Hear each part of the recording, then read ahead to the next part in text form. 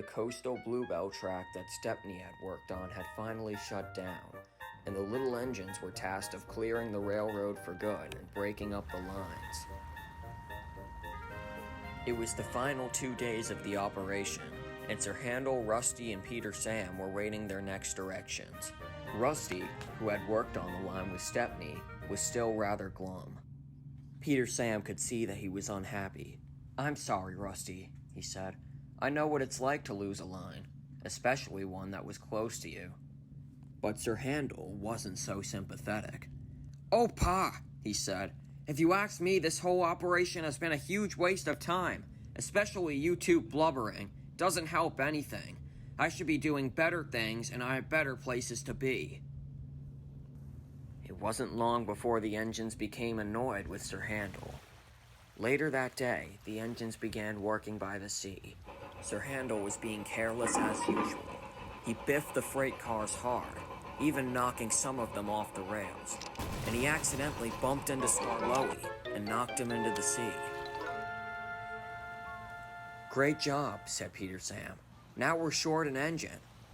"Don't bark at my job when Rusty can barely do his," complained Sir Handel. "He's just been sitting there like a sad snail most of the day."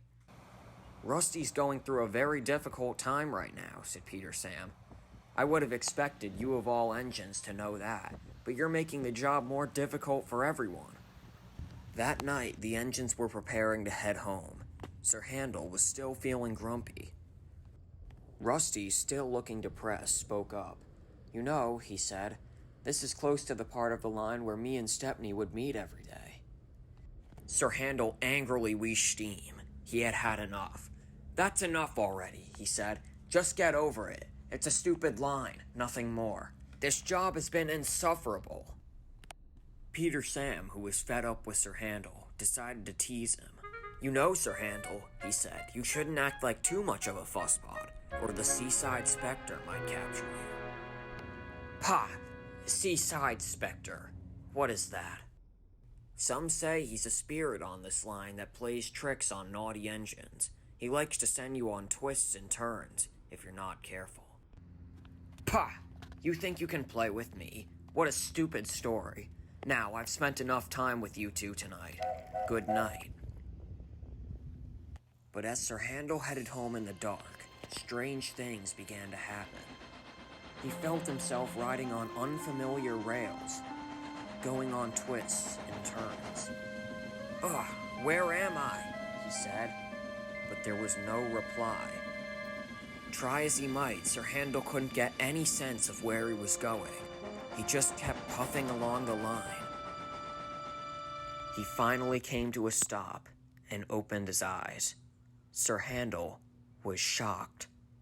There in front of him were the remains of his old line, the Mid-Sodor Railway. Sir Handel looked around overwhelmed. There in front of him were pieces on the line. He immediately now recognized where he was, and something overcame him. Sir Handel was flooded with shock and terror. He could see old, ripped-up pieces of the place he used to call home, remains and overgrown shrubs of all the memories he used to have on the line. He could even partly make out a piece of Duke's shed, which was now ripped away in time. He had never seen a piece of him in such a terrible state. Sir Handel couldn't explain anything. He just rushed away as fast as his wheels could carry him, until he felt himself back on familiar line.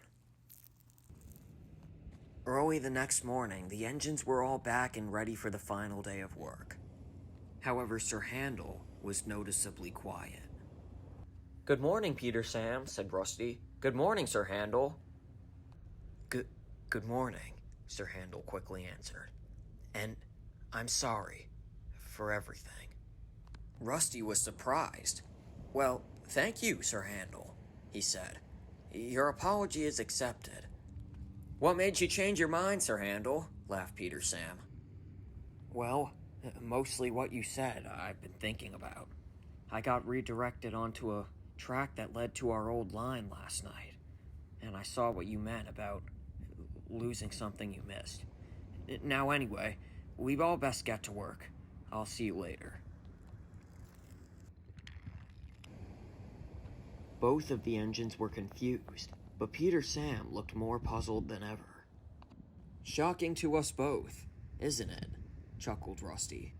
Yes, quite, replied Peter Sam. But even more shocking how I know my old line like the back of my buffers, and there was no track that connected it to here.